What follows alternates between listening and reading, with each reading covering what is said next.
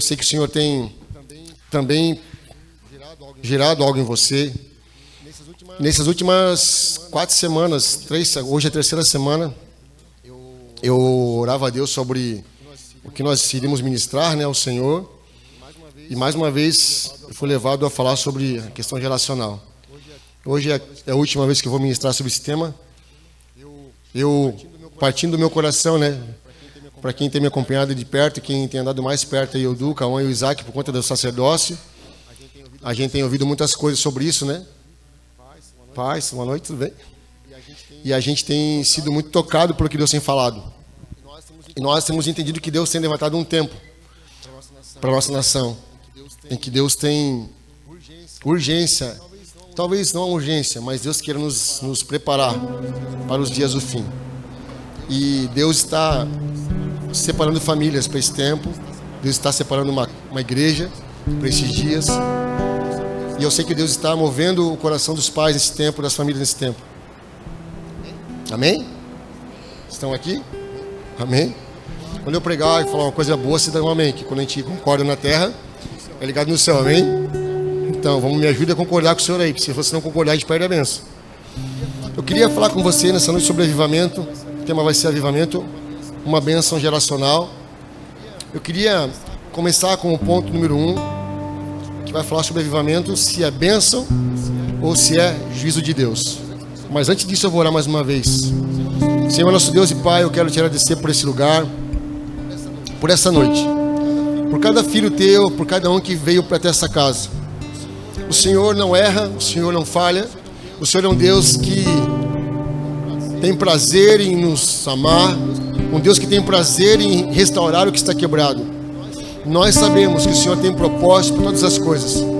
Nós sabemos que o mundo pode estar indo de mal a pior, mas o Senhor está no controle.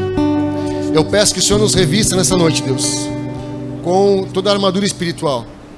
Que as mentes que estão sendo agora atacadas por ansiedade, por distrações, por preocupações, sejam levadas cativas agora ao Senhor. Diga para você nessa noite, minha mente vai ser cativa ao Senhor.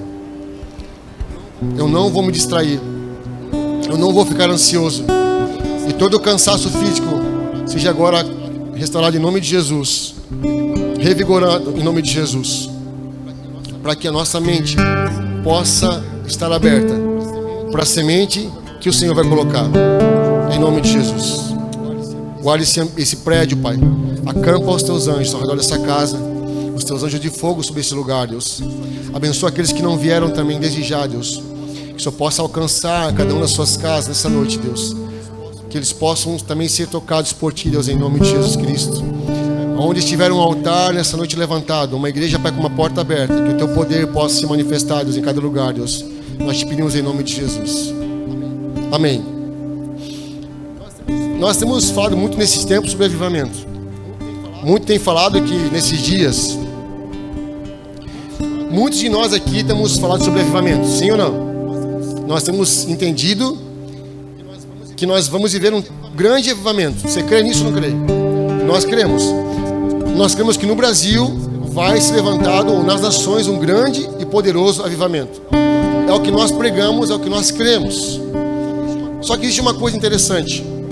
Porque na Bíblia, avivamento, em muitos casos, era um tempo de juízo de Deus ou um tempo de bênção de Deus. Quando nós pensamos em avivamento ou no mover de Deus, Deus sempre sonhou para a humanidade derramar sobre ela avivamento. Deus sempre planejou para o seu povo um tempo de avivamento. Depois da queda de Adão e Eva no jardim do Éden, o plano de Deus, a redenção é que houvesse um reavivar do ser humano, uma restauração do coração do homem para aquilo que é importante. Por isso que Gálatas 5,17 fala assim: por isso digo, vivam pelo Espírito, e de modo nenhum satisfarão os desejos da sua carne, pois a carne deseja o que é contrário ao Espírito, e o Espírito o que é contrário à carne.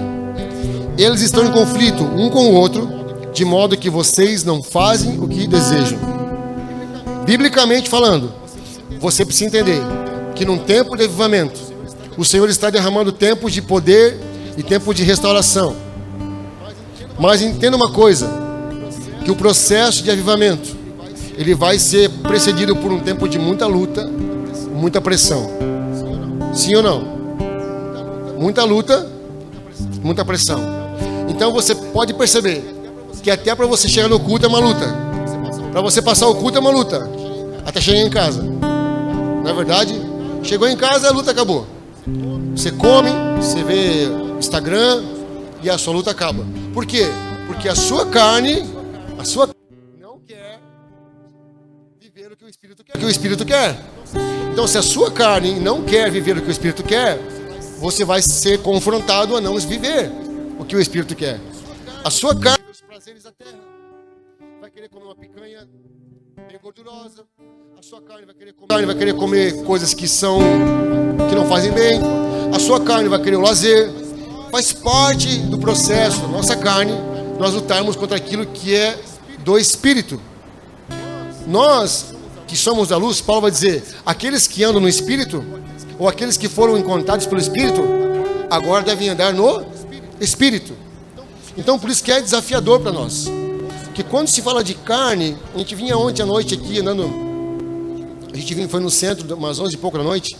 E aí umas pessoas estavam indo para uma baladinha aqui, né? Minha filha falou, meu Deus, que loucura esse pessoal indo para balada uma hora dessa. Eu falei, porque no mundo, irmão, não tem horário para você fazer o que você quer. No mundo você experimenta de tudo. Você vai 1 hora da manhã, 2 da manhã. Porque a carne, ela quer recompensa rápida.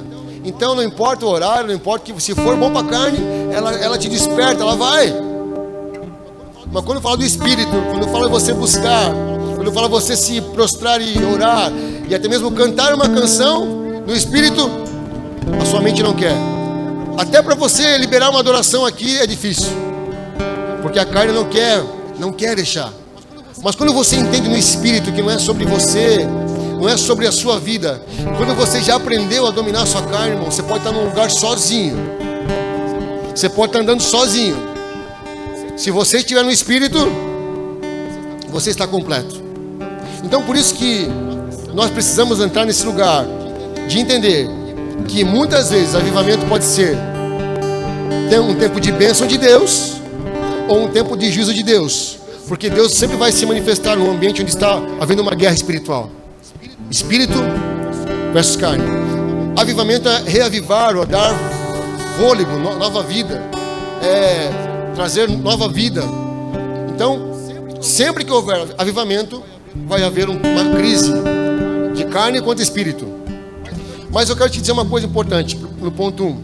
Avivamento é uma visita de Deus. Avivamento é uma visita de Deus em amor. Mesmo que seja um tempo de juízo sobre a terra, ainda assim é um tempo de Deus visitar a terra em amor. 1 João capítulo 4, versículo 10. Vai colocar lá, vida? Não dá? Diz assim então. 1 João capítulo 4, versículo 10. Nisto consiste o amor. Não em que nós tenhamos amado a Deus, mas que Ele nos amou e enviou seu Filho como propiciação pelos seus pecados. Então, presta atenção. Nisto consiste o amor. Não que nós tenhamos amado a Deus.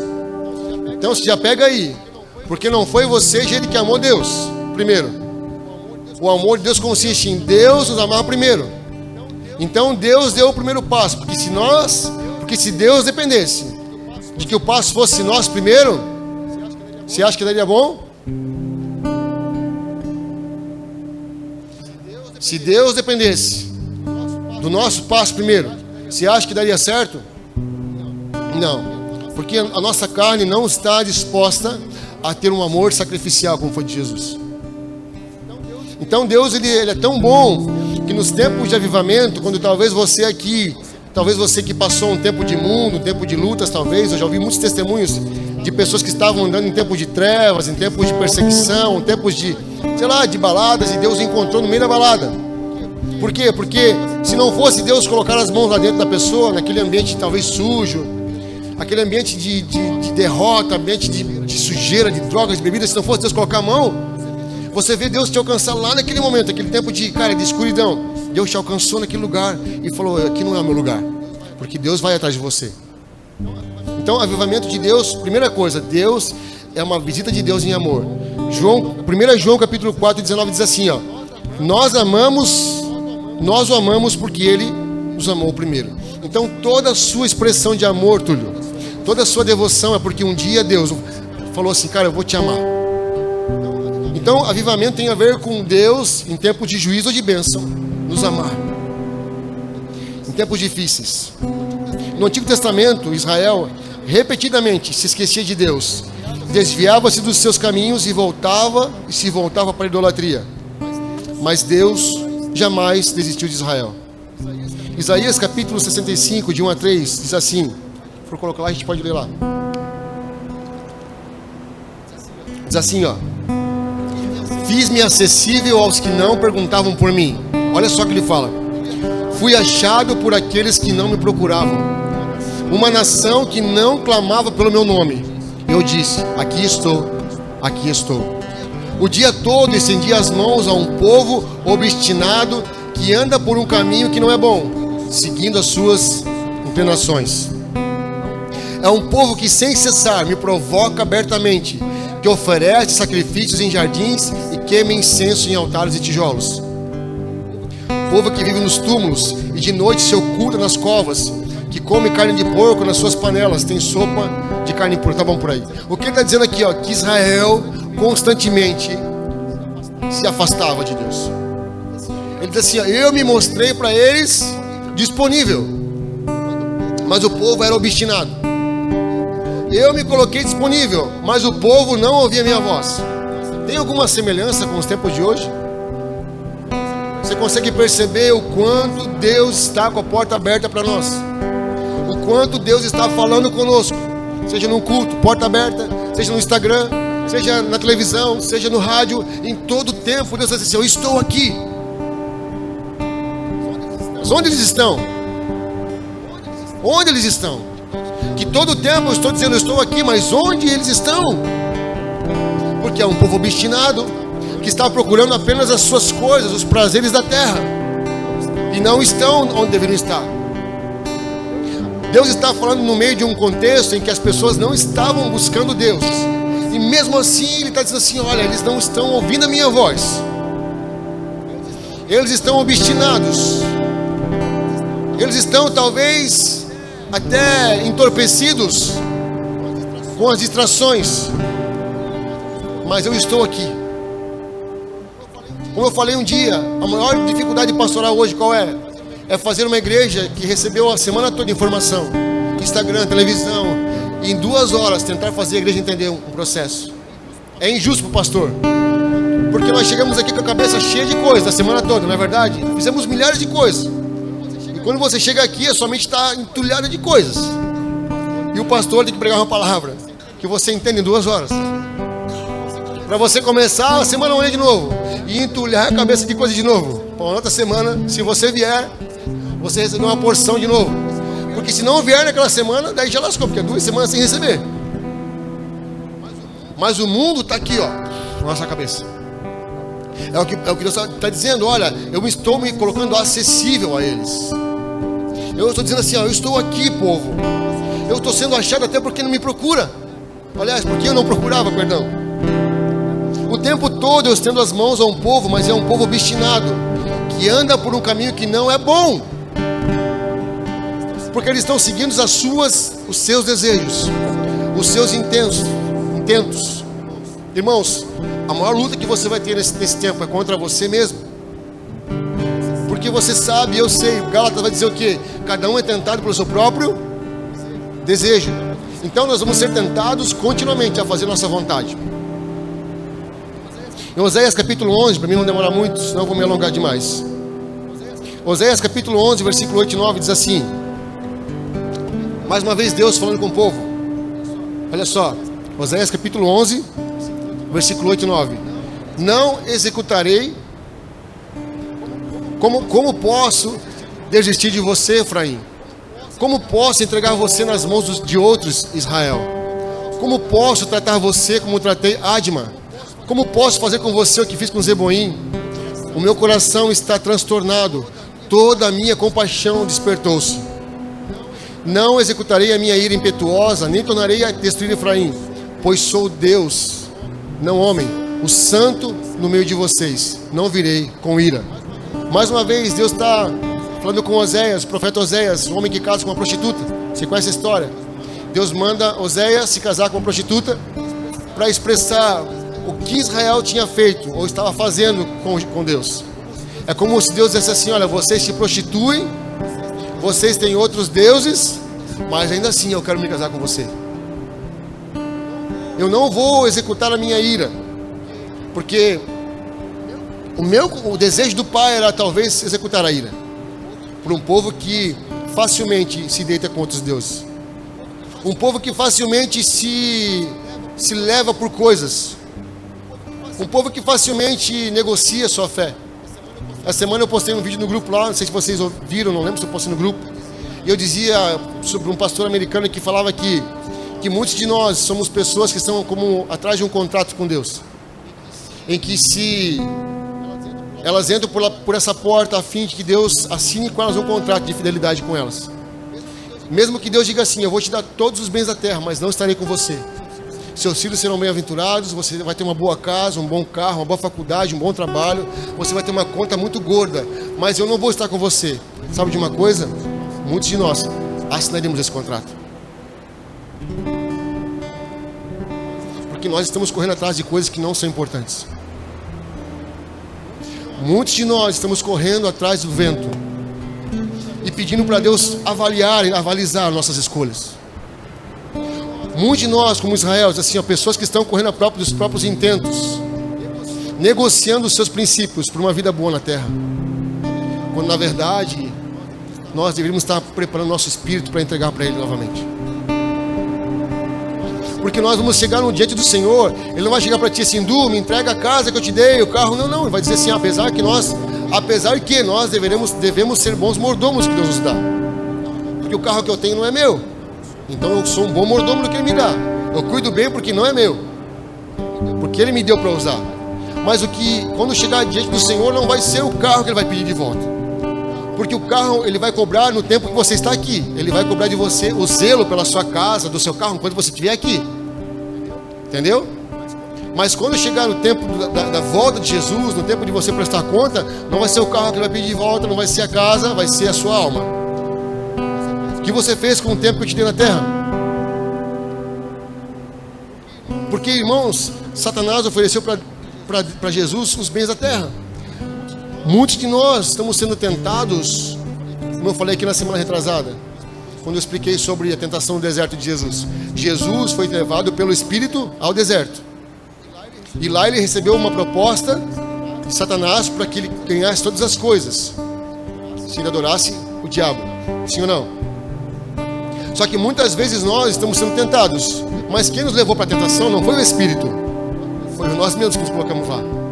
A gente fica: será que eu pego, será que eu compro, será que eu ganho, será que eu faço? Mas é porque nós nos colocamos ali. E aí essa tentação, quando nós nos expomos a uma tentação que não é do Espírito, nós não suportamos, aí nós caímos. Aí sabe o que a gente vai falar para Deus? Deus, que o diabo se levantou para me tentar. Não, você, Gálatas vai dizer, cada um é tentado pelo seu próprio desejo. E aí nós provocamos situações em que nós nos colocamos em circunstâncias e sermos tentados. Eu quero uma namorada, e começa a namorar fora do tempo, cai em pecado. Foi o diabo que me deu. Não, você que deu um passo antes do tempo. Comprou um carro, não conseguiu pagar, entregou para o banco. O diabo roubou meu carro. Não, você comprou um carro sem Deus te dar a validade para isso. Me perdi na faculdade, o diabo me perturbou. Não, você foi fazer algo sem estar revestido do Senhor primeiro. E quantas histórias a gente escuta sobre isso? Sobre carro, casamento, sei lá, quantas coisas pode. Por quê? Porque nós estamos vivendo para o nosso próprio prazer. Então, mas o Senhor está dizendo: eu amo eles, eu não vou desistir deles. Mas o povo está obstinado. O povo está obstinado pelas coisas da terra, mas mesmo assim eu os amo, e eu estou tentando gritar aos seus ouvidos: olha, ouçam o que eu estou dizendo. Como diz em Apocalipse: quem tem ouvidos, ouça o que o Espírito diz às igrejas. Porque nesse tempo, a coisa mais importante que você tem que ter não é uma boca profética, mas um ouvido profético para ouvir o que Deus está falando, para você entender que as coisas espirituais só quem é espiritual pode discernir. O homem natural, ele não consegue discernir o que é espiritual. Somente o homem espiritual pode ouvir o que Deus está dizendo. Agora, se você estiver andando no nível da terra, o seu ouvido vai estar apenas ligado nas coisas da terra, e você vai errar o caminho. Nós podemos errar o caminho.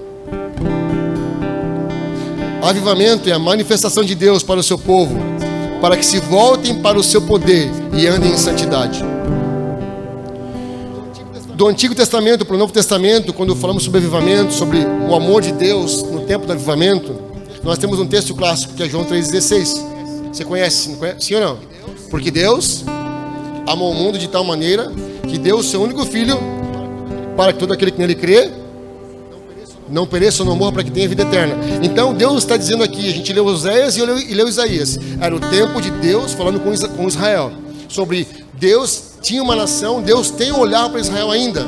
Deus ainda ama aquela nação, Deus tem um olhar para Israel. Os últimos tempos, quando a gente vai ouvir sobre os últimos tempos, diz que quando você ouvir falar de paz em Israel, é porque é chegado o fim. Israel hoje, ela é uma estação profética para nós. Os nossos olhos precisam estar atentos para o que está acontecendo lá, porque Israel é um sinal profético, porque Deus ama aquela nação. Deus fala, se não me engano, em Isaías, se eu estou enganado, fala assim, ó, eu vou colocar sobre vocês, sobre os seus muros, intercessores, que não se calarão dia e noite. Vocês acham que Israel é protegida, uma nação tão pequena? Vocês acham que um exército poderoso, qualquer do mundo, não tinha poder para destruir Israel? Mas por que não consegue destruir? Vocês nem veem Israel naquele mapa ali, ó. Qualquer nação do mundo, se juntassem duas, mas porque a mão de Deus está sobre eles. É como se Deus estivesse dizendo assim, eu estou falando com vocês, Israel. Eu amo vocês. Assim, quando você vai para o Novo Testamento, agora já estamos em Jesus, é Deus falando com a gente. Olha, eu amo vocês. Vocês estão, eu estou clamando para que vocês me ouçam. Pastor, mas Deus não fala comigo? Fala com você sim. Quando eu ligo para você, te mando no WhatsApp, vem na igreja domingo, então é Deus falando com você. Quando eu digo lá, vamos para o discipulado, é Deus falando com você, cara. Sim ou não? Quando a gente era do mundo, eu fiquei no mundo um ano, né? Essa história que já é velha, mas vou contar de novo. Irmão, que não faltava era o convite para o mundo, sim ou não? Quem já foi aqui? Né? Graças a Deus que não foi. Mas quando é para o mundo, não é verdade? Eu te convidei para uma balada fim de semana? Não, eu falei, vem para o culto domingo. É Deus falando com você, cara. Sabe por quê? Porque se você não conseguir ouvir nem o que é de um pastor falando para você, você não vai conseguir ouvir o anjo falar. Que você quer ouvir Deus, sabe aquela história, você quer ouvir Deus, mas não quer passar por Jesus? Você não tem nem como, você não consegue nem ouvir Jesus. Você não chegou nem até a cruz para aceitar Jesus. Aí você quer falar com Deus. Não, ele fala assim, aquele que não falar, que não aceitar a mim, não pode ir para o Pai. Então, muitas vezes você vai ser tocado por homens. Você vai receber um convite. Então Deus está dizendo assim, ó, eu amo vocês, com amor eterno. Segundo ponto do avivamento, fogo de Deus. Falei sobre o primeiro ponto, qual foi o ponto que eu falei? Do avivamento? Está ligado aí? O que é o primeiro ponto do avivamento? É o quê?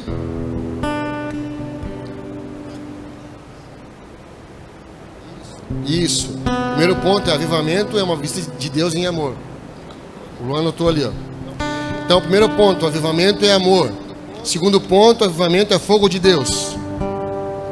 Hebreus capítulo 12, versículo 28 ao 29 diz assim. Abra comigo lá. Hebreus 12, 28. Eu falei que avivamento é o fogo de Deus. Então, o que é o fogo de Deus, pastor? Hebreus 12, 28. Diz lá, portanto, já que estamos, olha só, aqui, né, supostamente Paulo escreveu Hebreus, está dizendo assim, ó, isso aqui é para nós. Portanto, já que estamos recebendo um reino inabalável, sejamos agradecidos e assim adoremos a Deus de modo aceitável. Olha só que interessante. A gente pode adorar do nosso jeito? A gente pode oferecer para Deus uma adoração qualquer? Não, tem um modo. Então ele fala assim, ó, sejamos agradecidos e assim adoremos a Deus de modo aceitável, com reverência e temor. Por quê? Pois o nosso Deus é fogo consumidor. Então, a adoração a Deus, ela tem um modelo e uma forma. E ele diz assim: já que nós estamos aqui, Túlio, no reino inabalável, já que já estamos aqui andando no reino de Deus, já que nós aceitamos Jesus e participamos do seu reino, então vamos fazer isso valer a pena. Vamos fazer a coisa certa. Vamos andar de modo digno. Porque o nosso Deus é um Deus que é fogo consumidor. Ele é um Deus de amor, sim ou não? Mas também o que ele é? Fogo consumidor. Hebreus 10, 27 fala assim, ó. Diz lá. Hebreus 10, 27. Mas apenas uma terrível expectativa de juízo e de fogo intenso que consumirá os adversários de Deus. Mas apenas uma terrível expectativa de juízo e de fogo intenso que consumirá aqueles que se opõem a Deus. Então Deus é um Deus de amor. A forma de Deus se manifestar é um Deus de amor. Mas Deus também se manifesta no fogo. Mas eu quero que você entenda uma coisa, que o fogo de Deus, o fogo santo de Deus, o fogo do Espírito pode purificar uma pessoa, o fogo pode dar poder, o fogo pode encher uma pessoa, o fogo pode aquecer um coração, o fogo pode iluminar e refletir o brilho de Deus sobre você. Então nós podemos estar sujeitos ao fogo de Deus, mas podemos estar sujeitos ao fogo do juízo, mas também o fogo que levanta você, purifica você, renova você, enche você e aquece você. Porque Deus, ele é um Deus de amor e um Deus de fogo. Nós, gostamos do fogo, né? Porque o fogo de Deus é um Deus se revela no fogo. Então, o avivamento, ele é um fogo que pode nos purificar, nos renovar. Temos alguns modelos aqui de exemplos de fogo. Por exemplo, em Êxodo 3:2, quando Moisés se depara com a sarça ardente. Moisés viu uma sarça que não se consome. Então ali é Deus se manifestando de uma forma em fogo, onde Deus está mostrando a Moisés: eu sou um fogo um fogo que não se consome, um fogo que você olha, ele vai queimando, mas ele não acaba. É como se fosse naquele tempo uma sarça era um arbusto, né, que tinha no deserto, e que costumeiramente, como era um deserto, aquelas sarças elas se soltavam, às vezes pegavam fogo ou pegavam fogo por causa do sol. Então, costumeiramente a sarça ela pegava fogo, mas o que acontecia? A sarça era consumida. Então Moisés, quando vê, ele chama a atenção dele, porque ele está vendo aquilo, para ele é normal.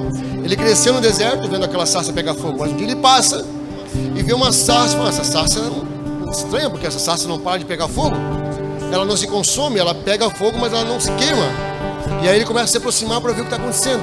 E quando ele vai chegando perto, ele vai botar o pé, que ele olha para aquela sarça pegando fogo, e ouve uma voz: ei, Moisés. O que ele ouviu? Que dizia o que para ele?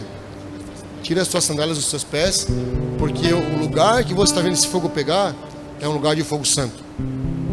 Aquele fogo não consumiu Moisés, mas ele viu que aquele fogo não era comum.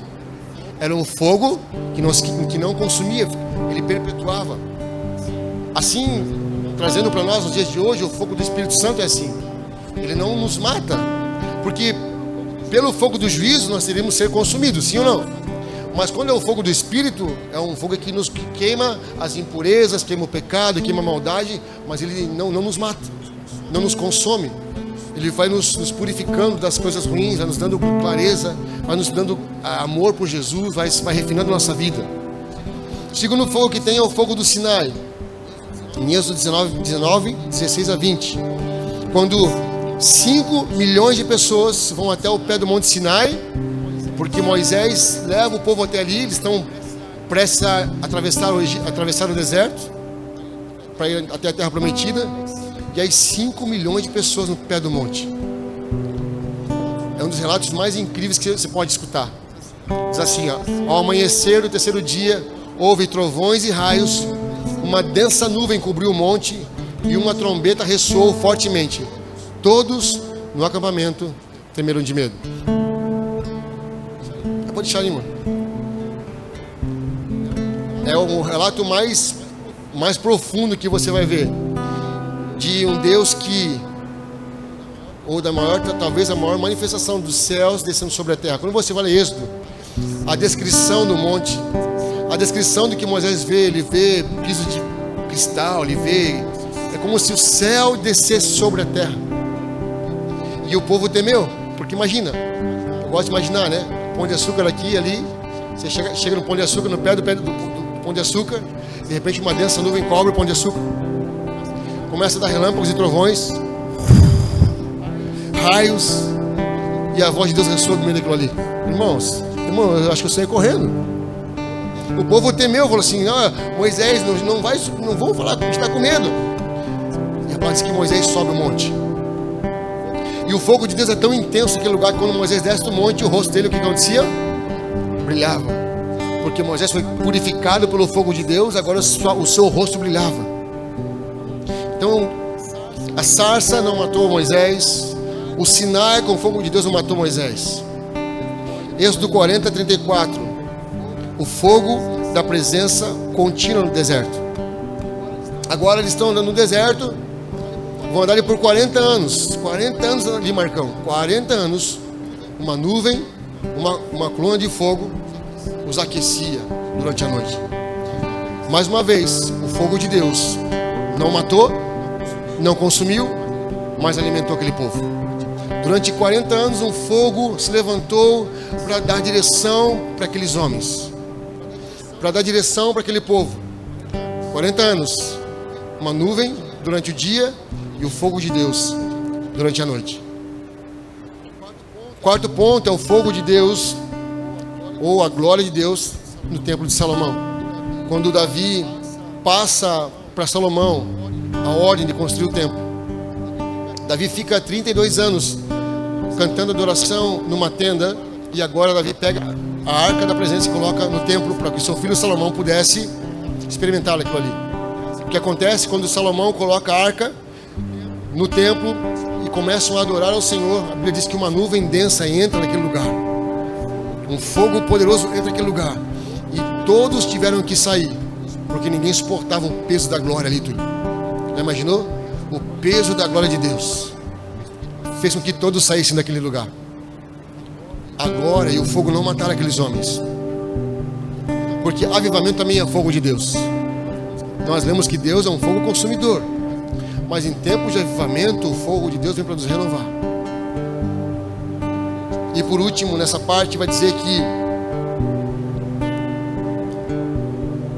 no Novo Testamento, quando Jesus fala com os discípulos em Atos capítulo 1 versículo 5, vai dizer assim, ficai em Jerusalém para que do alto vocês sejam.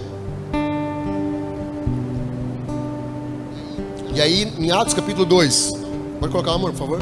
Atos capítulo 2 versículo 3. Você conhece a história, olha o que acontece lá. Atos capítulo 2 versículo 3 diz assim, onde ali eu boto aqui.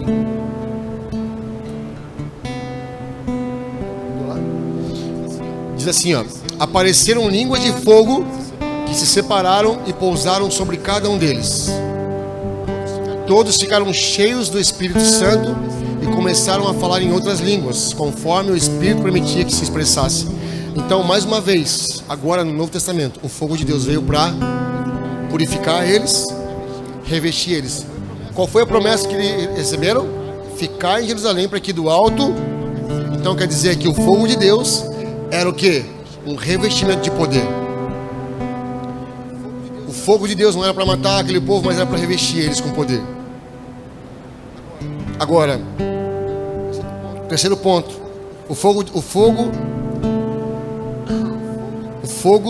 do juízo de Deus pode conduzir pessoas ao avivamento. Em algumas histórias que você vai ver, quando Deus enviou fogo, aqui nós falamos sobre a parte do fogo, da forma como Deus age através do avivamento com fogo para purificar as pessoas. Mas em alguns casos, como foi com Elias, Deus manda fogo, e esse fogo era um fogo de juízo sobre eles. Mas esse fogo de juízo era para conduzir o povo ao avivamento. Abra comigo lá 1 Reis, capítulo 18. Vamos ver lá, estou quase acabando, gente. Quase acabando. Diz assim, 1 Reis, capítulo 18. Olha lá. Aqui é o cenário de Elias. Elias está escondido, fugindo do rei Acabe e da profetisa Jezabel, porque Elias disse para eles assim: olha, eu sou profeta de Deus na terra e não vai chover durante 3 anos. Elias fala isso e se esconde. Durante 3 anos, Acabe procura por Elias. Durante 3 anos, Acabe levanta altares de adoração a ídolos. 3 anos, Acabe vai adorar ou levantar postes de adoração a Baal. E a adoração a Baal falava da Deus da fertilidade. Era um culto que continha relações sexuais, porque era um Deus da fertilidade. E por 3 anos Acabe vai buscar achar Elias, porque Elias disse para ele assim: olha, não vai chover. E aí, depois desse tempo, que passam 3 anos, Elias se apresenta e fala assim: depois de um longo tempo, no 3º ano, a palavra do Senhor veio a Elias: vá apresentar-se a Acabe, pois enviarei chuva sobre a terra. Vamos lá. Então Elias foi apresentar-se a Acabe. Como a fome era grande em Samaria, Acabe convocou Obadias, o responsável pelo palácio, homem que temia muito o Senhor. Jezabel estava exterminando os profetas do Senhor. Por isso Obadias reuniu 100 profetas e os escondeu em 2 cavernas, 50 em cada uma, e lhes forneceu comida e água. Certa vez Acabe disse a Obadias: vamos a todas as fontes e a todos os rios do país, porque não tinha água. Talvez consigamos achar um pouco de capim para manter vivos os cavalos e as mulas, e assim não será preciso matar nenhum animal. Para isso, dividiram o território que iam percorrer. Acabe foi a uma direção e Obadias em outra. Quando Obadias estava a caminho, Elias foi encontrá-lo. Obadias o reconheceu. Prostrou-se com o rosto em terra e perguntou: és tu mesmo, meu senhor Elias? Sou, respondeu Elias. Vai dizer ao seu senhor: Elias está aqui. O que eu fiz de errado? Perguntou Obadias. Para que entregues teu servo a Acabe e ele me mate? Tão certo como vive o Senhor, o teu Deus, não há uma só nação ou reino aonde o rei, o meu Senhor, não tenha enviado alguém para procurar por ti. 3 anos, Acabe caçando Elias. 3 anos não chovia na terra e Acabe oferecendo adoração a outros deuses e não caiu uma gota de água. Um homem, irmãos, um homem se posicionou. Um homem se posicionou, um profeta de Deus colocou o seu pé e falou assim: não vai chover, porque eu sou filho de Deus, porque eu sou homem de Deus. Irmãos, um homem parou a chuva numa nação. Um homem. Há alguma coisa impossível para nós? Um homem de Deus parou a chuva numa nação. Um homem de Deus fez com que um rei procurasse ele por 3 anos. Um homem descesse do seu trono e procurasse um profeta que andava maltrapilho para que esse homem pudesse liberar a chuva sobre a nação. Um homem, irmãos. Onde estão os homens dessa nação, dessa geração, que vão se andar como profetas? Homens que vão orar e vão gastar tempo em oração, que não vão se vitimizar e se esconder em cavernas. Porque só um homem fez isso, um homem. Um homem que não tinha medo de um exército. Jezabel estava matando o profeta, Túlio. Quer dizer, ele sabia que a hora que ele chegasse para Jezabel, ele perderia a cabeça, mas ele falou assim: eu vou lá, porque Deus mandou eu ir. Sabe, nesses dias, porque essa palavra é subgeracional, eu vou chegar no final dela. Os últimos 3 cultos que eu preguei é sobre uma geração, sobre geracional. Na real, esse é o 4º culto que eu preguei sobre paternidade. É para despertar a igreja, a nossa vida, nós entendemos que não tem a ver conosco somente. Sabe, eu falei que na semana passada não tem a ver comigo. Tem a ver com a minha geração, com os meus filhos, minha esposa, minha casa, meus familiares. Tem a ver com uma geração da minha cidade. A minha vida não é mais sobre mim, é sobre pessoas que precisam conhecer Jesus. É sobre você abrir mão daquilo que é permitido para que o reino de Deus seja estabelecido. É por isso que, dando uma pausa aqui, é por isso que ele fala lá em... A gente lê o texto de Oséias ou de Isaías. Deus está dizendo assim, ó: eu estou falando com o povo está obstinado por outras coisas. Essa semana eu orava ao Senhor e eu dizia: Deus, eu preciso fazer mais, eu preciso orar mais. Eu tenho passado de dias difíceis para mim. Dores no corpo, umas coisas ruins acontecendo. Mas eu fui para casa quarta-feira, eu fui orar, eu falei assim, ó, do jeito que tá, não vai avançar. Na minha vida, né? Eu falei, preciso de mais, preciso entregar mais. Sabe, porque se a gente ficar cocheando nos nossos pensamentos, no nosso desejo, a nossa vontade de dormir até mais tarde, de não ler a Bíblia, sabe, a gente não vai avançar, calma. Sabe, se a gente ficar querendo viver uma vida boa no mundo e domingo ser só um passatempo legal pra gente, não vai avançar. Sabe, a gente não vai ter voz profética pra nada, vai ser uma vergonha pra nós, sabe, a gente que orar por alguém e o demônio não sair. Sabe, você não conseguir fazer a sua casa seguir Jesus. Sabe, você não tem autoridade. Você pode ser um cara muito bom na sua profissão, você pode ser um baita engenheiro, ter um cargo top numa empresa, mas perante o Senhor ninguém te conhece, você não tem autoridade, porque a gente pode vir para a igreja, para esse lugar, como um domingo, como se fosse até um peso para nós. Temos que ir lá abrir a igreja para fazer o culto, porque então, irmãos, nós não temos nenhuma autoridade. Nós podemos cantar aqui 3 horas, vai ser que nem os profetas de Baal, não vai acontecer nada. Sabe, se nós ficarmos, às vezes eu passo por isso como homem.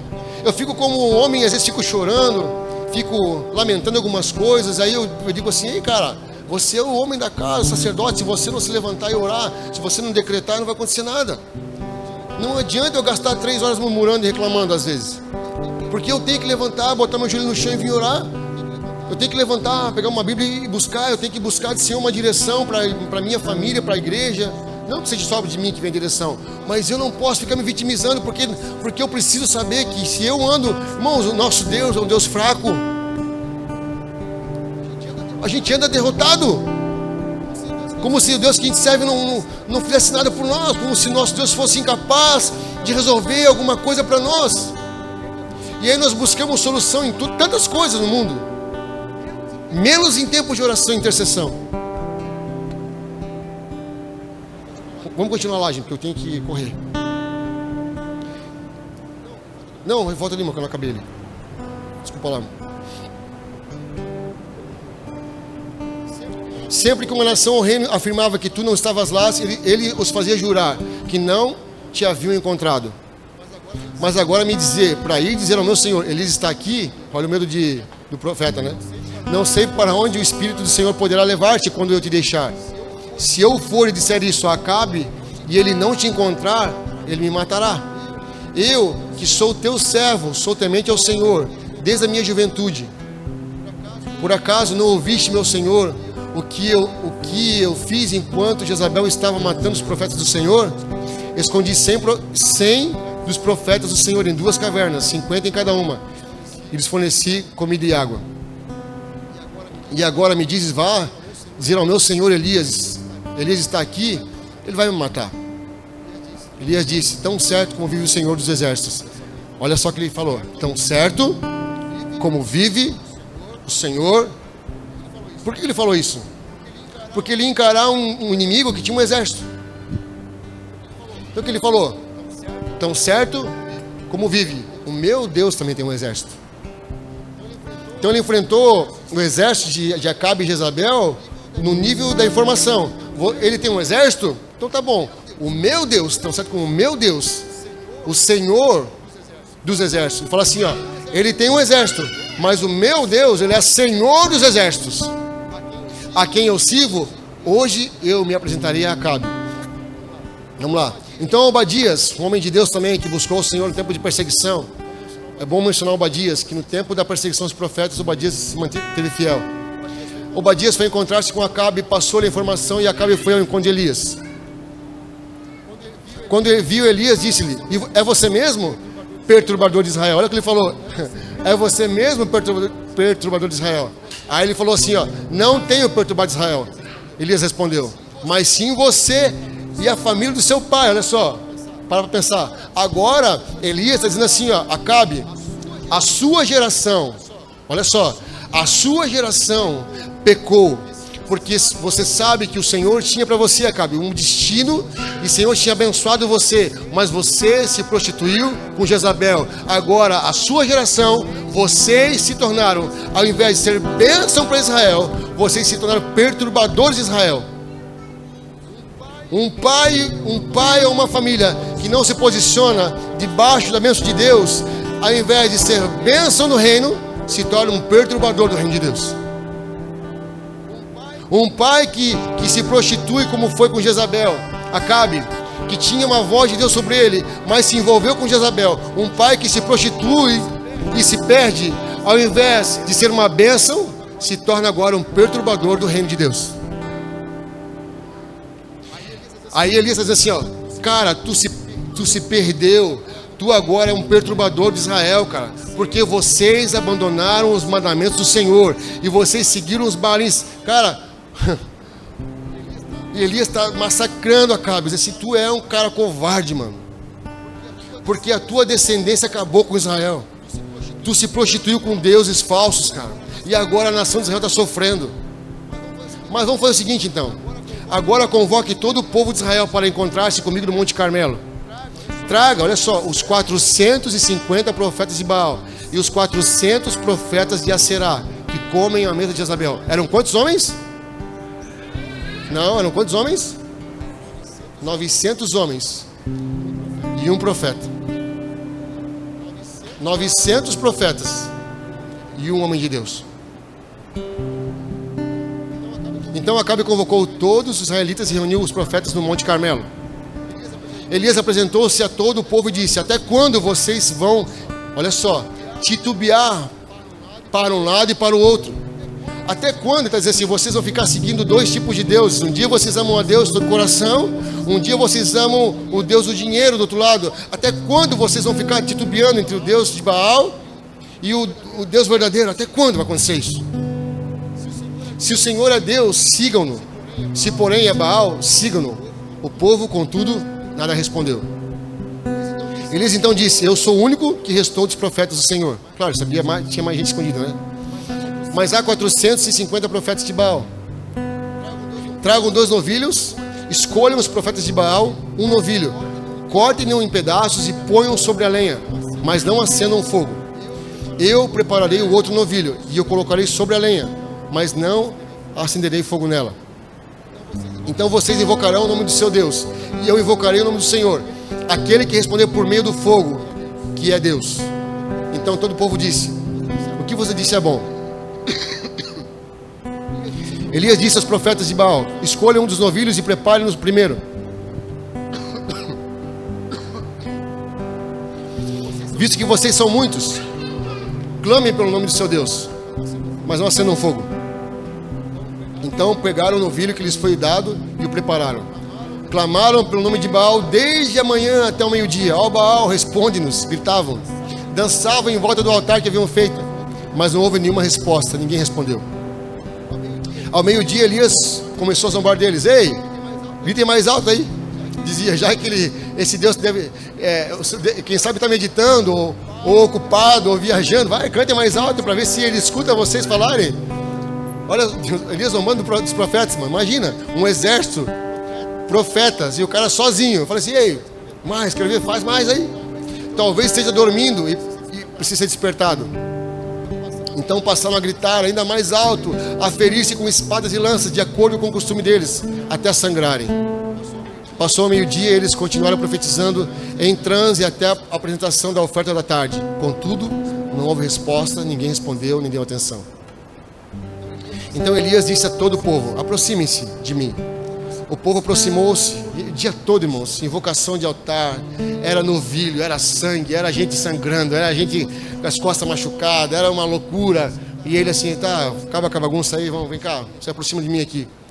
Então aproximou-se de mim, o povo aproximou-se de Elias e, olha só, o povo aproximou-se. O que Elias fez? Elias reparou o altar do Senhor que estava em ruínas. O que isso quer dizer é que talvez, em muitos momentos, pode voltar, amor. Em muitos momentos você vai ter que reparar um altar que está em ruínas. Que muitas vezes Deus te fez levantar um altar para o Senhor, mas você deixou o altar de Deus em ruínas para seguir outros deuses.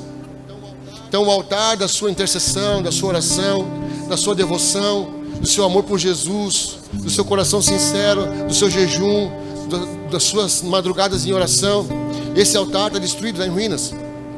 Elias vem e fala assim, cara, pra gente começar certo isso aqui, vamos reparar o altar. Um homem. Então Elias reparou o altar que estava em ruínas. Depois apanhou 12 pedras, uma para cada tribo dos descendentes de Jacó, a quem a palavra do Senhor tinha sido dirigida, dizendo-lhe, seu nome será Israel. As 12 tribos, né? Com as pedras construiu um altar dedicado ao nome do Senhor e cavou ao redor do altar uma valeta na qual poderiam ser semeados 2 ceias de sementes. Arrumou a lenha, cortou o novilho em pedaços e pôs sobre a lenha. Então disse, encham de água 4 jarras e derramem-na sobre o holocausto e sobre a lenha. Façam o mesmo novamente, disse. Eles o fizeram de novo. Façam o mesmo pela terceira vez. Ordenou de novo. Eles o fizeram pela terceira vez, encharcaram as coisas com água. A água escorreu em volta do altar. Olha só, Elias falou assim, ó, vamos encher de água isso aqui. Vamos deixar o altar encharcado de água. A água escorreu em volta do altar e encheu até a valeta. No momento da sou gago de dar uma engasgada, gente. No momento da apresentação da oferta, o profeta Elias pôs-se à frente do altar e orou. Mais uma vez aqui. Ó Senhor, Deus de Abraão, de Isaque e de Israel, ou Jacó. Aqui é mais uma vez Elias invocando um Deus geracional. Aqui Elias está dizendo assim, existe uma geração de homens que não se corromperam. Então eu vou levantar um altar dos meus antepassados que não se corromperam. Porque Deus é um Deus geracional. Que hoje fique conhecido, através da geração passada, que tu és Deus em Israel. Que eu sou o teu servo e que fiz todas essas coisas por ordem tua.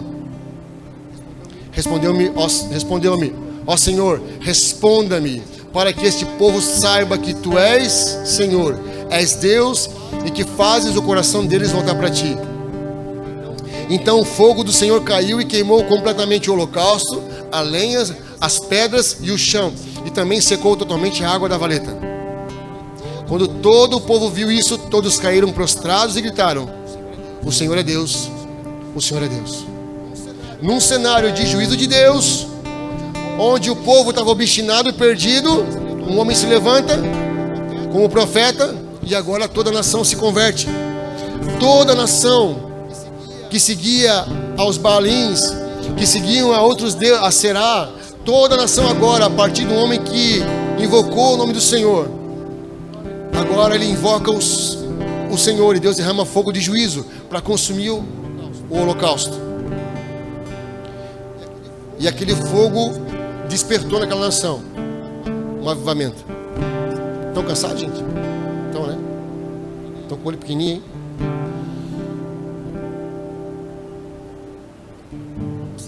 O cenário do avivamento é sempre de apostasia ou idolatria. Sempre que você for ver a nação brasileira, ou você olhar para as nações, sempre que você for ver um cenário de avivamento, é um cenário de apostasia, onde o povo está perdido. A gente tem clamado muito aqui por avivamento, sim ou não? A gente quer avivamento, a gente quer que Deus faça, que Deus mova. Mas quando Deus vem com avivamento é porque o negócio está feio. Porque o povo se perdeu. Porque a nação está perdida. Porque a nação não adora mais, porque a nação está... A voz profética acabou. E é preciso que um homem se levante para clamar. No Antigo Testamento, 46 vezes, você vai ver o versículo que diz assim, ó, Deus levantou homens, profetas, mas o texto vai dizer assim, ó, e esses homens fizeram o que era mal diante do Senhor. 46 vezes você vai ver Deus levantando homens geracionais para conduzir a nação e os homens se perdendo na fé. Se perdem na fé. E eu vou agora indo para o final, bem rapidinho. Davi teve Salomão, que se casou com uma egípcia, e uma de suas mulheres o levou a adorar outros deuses. Salomão se casou com uma egípcia, filho de Davi, o homem que construiu um templo que o pai queria construir, o homem que viu a glória de Deus encher o templo, o homem que tinha uma promessa do pai, uma oração do pai de bênção sobre ele. Agora esse homem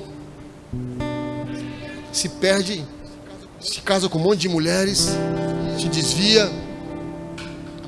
Agora tem uma relação com uma egípcia. O seu filho Roboão permitiu que as práticas pagãs, com cultos à fertilidade, se alastrassem pela terra. O filho de Salomão permitiu que os deuses, os demais deuses, Aserá, os deuses da fertilidade, que fossem levantados postes de adoração. Roboão foi filho de Salomão. Mas o filho de Roboão ainda fez pior que Roboão. 1 Reis capítulo 15, do 3 ao 4, fala assim. 1 Reis capítulo 15, do 3 ao 4. Estou acabando, gente, de verdade. 1 Reis 15 diz assim, 4. Isso, 3. Isso aí é Abias, filho de Roboão, que era filho de Salomão. Ele cometeu todos os pecados que seu pai tinha cometido. O seu coração não era inteiramente consagrado ao Senhor, o seu Deus, quanto fora o coração do seu antepassado Davi. Olha aqui, Abias, o seu tataravô, né? Que era Salomão. Roboão era tataravô, né? Bisavô, avô, bisavô. Acho que era tataravô. Abias fez pior do que o seu pai, Roboão, porque ele não fez uma coisa, ou não tinha um coração igual do seu antepassado, que era Davi. Mais uma vez você vai ver que a Bíblia fala sobre uma bênção geracional. Talvez não sei se eu estou sendo claro aqui com vocês, mas Deus tem prazer em abençoar gerações. 1 Reis capítulo 15, 9, Asa, que era filho de Jeroboão, esse homem se torna agora da descendência de Davi, ou das tribos de Judá. Fala assim, no 20º ano do reinado de Jeroboão, rei de Israel, Asa tornou-se rei de Judá. Pode ir, amor. Vai dizer assim, ó. E reinou 40 anos em Jerusalém. A avó dele chamava-se Maca e era filha de Absalão. Asa fez o que é justo aos olhos do Senhor, tal como o seu antepassado Davi. Expulsou do país os prostitutos cultuais e removeu todos os ídolos que o seu pai havia feito. Chegou até a depor Maca, a sua avó, da posição de rainha-mãe, pois ela havia feito uma imagem repugnante da deusa Aserá. Asa derrubou a imagem e a queimou no vale de Cedron. Embora os santuários locais não tenham sido removidos, o coração de Asa foi totalmente dedicado ao Senhor durante toda a sua vida. Nesse versículo, mais uma vez, você vai ver Deus falando sobre gerações. Você está entendendo o que eu estou falando? Mais uma vez, Deus está falando assim, ó, Asa levantou um altar ao Senhor, porque os seus antepassados erraram. Mas Asa fez o que era bom ao coração de quem? Não. De Davi, gente. Porque era um homem que Deus chamou de segundo seu coração. Porque Deus era um Deus geracional. Deus, tem um texto que a gente não leu aqui, mas ele fala assim, não vou lembrar de estar aqui agora. Ele vai dizer que acho que a gente leu lá em Reis, não sei se está aqui agora, mas chega uma parte e fala assim, olha, Deus viu que a geração que depois de Davi, alguns se perderam. Deus restaura a geração de Davi através de Asa. Deus está continuando uma geração de homens e mulheres que buscam o Senhor. Homens que têm uma história difícil, mas que vão se levantar para que a sua geração seja curada. Depois temos Josafá, em 2 Crônicas 16, 7. Eu vou pular porque já está muito longo para vocês. Mas depois de Josafá vem Ezequias, filho de Acás. Vai dizer que Acás era um pai que foi um fracasso como rei, muito mal. Acás foi um pai tão ruim, fez tanto mal para a nação, que nem foi sepultado no túmulo real. Quando Acás morreu, foi um alívio para a nação a morte dele. Sabe o que é um pai, um homem que morre e se torna um alívio para a nação, porque ele foi tão irresponsável, ele foi tão mal para a nação dele. Quando ele morreu foi um alívio. E aqui eu estou traçando um paralelo de geracional, de homens e mulheres, talvez de pais. Talvez um pai é tão ruim que quando o pai morre, ele é um alívio para sua casa. porque é um pai que não invocou o nome do Senhor. Aí teve que vir Ezequias, pós Acás, e levantar os altares. Ezequias vai dizer em 2 Crônicas 29, 2 Crônicas 29, do 7 ao 10, vai dizer assim: olha, Acás foi um Deus muito mau, um homem muito mau, perdão. Pode abrir lá, amor? Pode ler para mim lá? Crônicas, 2 Crônicas 29, 7 ao 10. Vou ficando nervoso no final, começando a falar mais rápido. Quero acabar no tempo certo. Aí vai dizer assim, Ezequias: também fecharam as portas do pórtico e apagaram as lâmpadas. Não queimaram incenso, nem apresentaram um holocausto no santuário para o Deus de Israel. Aqui é a casa, é o que Acás tinha feito. Por isso a ira do Senhor caiu sobre Judá e sobre Jerusalém, e fez deles objeto de espanto, horror e zombaria, conforme vocês podem ver com seus próprios olhos. Por isso os nossos pais caíram à espada, e nossos filhos, as nossas filhas e as nossas mulheres foram levadas como prisioneiras. Pretendo agora fazer uma aliança com o Senhor, o Deus de Israel, para que o fogo da sua ira, olha só, se afaste de nós. Pode ir. Meus filhos, não sejam negligentes agora, pois o Senhor os escolheu para estarem diante dele e lhes servirem para ministrarem diante dele e queimarem incenso. Olha só essa frase. Essa frase talvez seja para... Pode voltar ali. Essa frase, para mim terminar, diz assim: meus filhos, não sejam negligentes. Aqui é Isaías falando do que Acás fez, dizendo: olha, filhos, não sejam negligentes. Muitas pessoas sofreram por causa da nossa geração passada. Ele falou: nossos filhos sofreram, nossas mulheres sofreram, nossas famílias sofreram. Acás foi um rei mau. O pecado de Acás fez com que os nossos filhos, nossas filhas, as mulheres, caíssem à espada e fossem levados como prisioneiras. Ele fala assim: mas eu vou propor para vocês, vai dizer Ezequias, perdão, uma aliança com o Senhor, que vai dizer: meus filhos, não sejam negligentes agora. Isso é para mim e para você. Que você possa ouvir esse versículo e ler isso para você, para sua vida. Como se Deus falasse com você agora, dizendo assim: você vai dizer assim, ó, seu nome, né? Se fosse no caso lá, Juliano, não seja negligente agora. Ou Marcos, ou Gede, Augusta, os homens aí, né? Túlio, Isaac, Cauã, meu pai, os homens aí da casa. Mas também todas as mulheres, lógico. Não sejam negligentes agora, pois o Senhor os escolheu para estarem diante dele e lhes servirem para ministrarem diante dele e queimarem incenso. E vai dizer assim: sirvam, levante ao Senhor um altar. Oséias 11:7 vai dizer assim: o meu povo está decidido a desviar-se de mim, embora sejam conclamados a servir ao Altíssimo, de modo algum exaltam. O meu povo está decidido a desviar-se de mim, embora sejam conclamados a servir ao Altíssimo, de modo algum o exalto. Está dizendo assim, ó: o meu povo já decidiu se desviar de mim. Embora eu conclame eles a me servir, embora eu chame eles a me servir, de modo algum o povo me exalta. Em Malaquias 4, 5 a 6 vai falar assim, ó: ele fará com que os corações dos pais se voltem para seus filhos e os corações dos filhos para seus pais.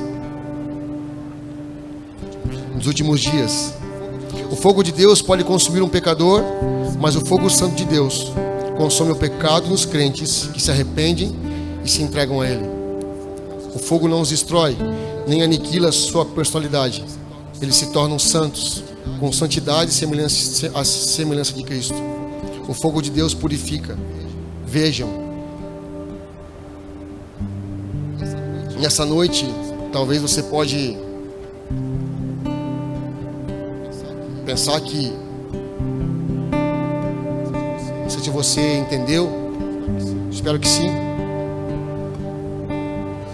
Se você entendeu que eu estou ministrando nessa noite para você, Mas Deus tem nos chamado para um tempo de nós restaurarmos a questão geracional da nossa casa. Talvez a gente possa viver tempo de juízo sobre nós. Talvez como Ezequias falou, olha, nossos pais erraram, nossos antepassados erraram, levantaram altares a outros deuses e toda a família sofreu. O fogo de Deus podia nos consumir hoje também. Mas se a gente se posicionar em Deus, se a gente se colocar diante do Senhor, talvez o fogo de Deus não seja um fogo que vai nos matar, mas um fogo que vai nos restaurar, vai nos purificar dos pecados. Eu comecei dizendo que Deus é um Deus de amor, sim ou não? Que é um Deus de avivamento que vem com amor. Eu também disse em Hebreus que Ele é um Deus que é fogo consumidor. Eu também falei que Ele também derrama fogo para purificar. Então nessa noite você pode escolher entre esperar com que você experimente um fogo que vai devorar você e vai consumir você, ou você vai se colocar diante do Senhor para permitir que o fogo de Deus te purifique, para permitir que o fogo de Deus se renove, para permitir que o amor de Deus tome conta da sua casa, da sua vida e a sua geração seja bem-aventurada. Amém? Vamos orar. Deixa eu apagar a luz para a gente, por gentileza, ali, fechar os olhos.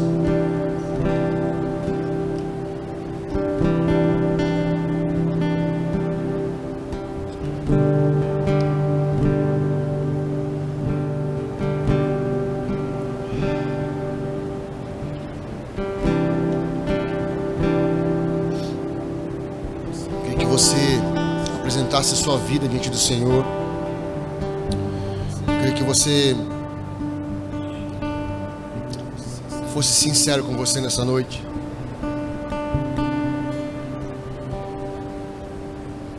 Que você levantasse um altar ao Senhor. Talvez você tenha altares levantados na sua vida. Talvez você levantou altares que têm corrompido você. Talvez você levantou altares que têm tirado você do propósito de Deus.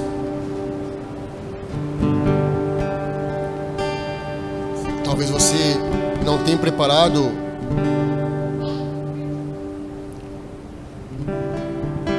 a sua casa.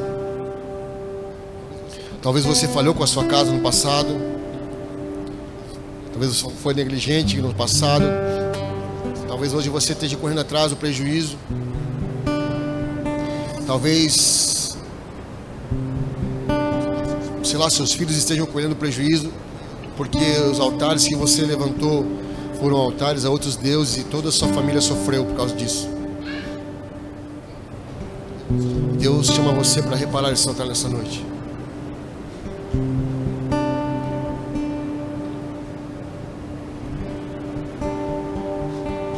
Quando você vai se desviar? Até quando você vai levantar altares na sua vida? Até quando você vai escolher adorar outros deuses? Até quando você vai confiar no seu braço, na sua força? Até quando você vai ter uma vida que satisfaz os seus desejos? Quando você vai viver uma vida egoísta para você mesmo? Até quando você não vai deixar com que o Senhor trabalhe o seu coração, porque você está inclinado às coisas dessa terra? Até quando? Porque eu sou um Deus de amor que tenho chamado você, filho. Eu tenho chamado você. Tenho chamado você, eu tenho dito para você consertar o altar, eu tenho dito eu sou o seu único Deus, eu sou o seu sustento, a sua força, eu sou o seu refúgio, a sua fortaleza.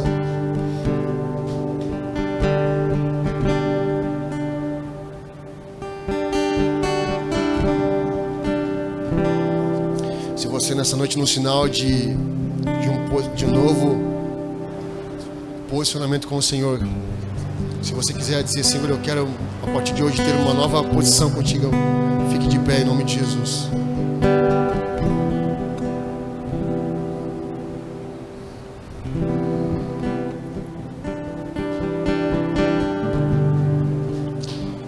derramado no nosso coração, Jesus. Nessa noite, Deus, os teus filhos estão aqui perante o Senhor. Tiveram coragem para levantar-se, Deus, e dar um passo de fé contigo. Eu sei que muitos aqui estão reparando altares quebrados. Muitos aqui estão reparando os altares que foram levantados na sua casa, que adoravam outros deuses. E talvez a geração deles, ó Pai, nunca viu um altar levantado ao Senhor. Nessa noite, Pai, no nome de Jesus, esses altares, os teus filhos estão apresentando a sua casa, a sua vida. Nessa noite, Pai, esses altares estão sendo destruídos em nome de Jesus.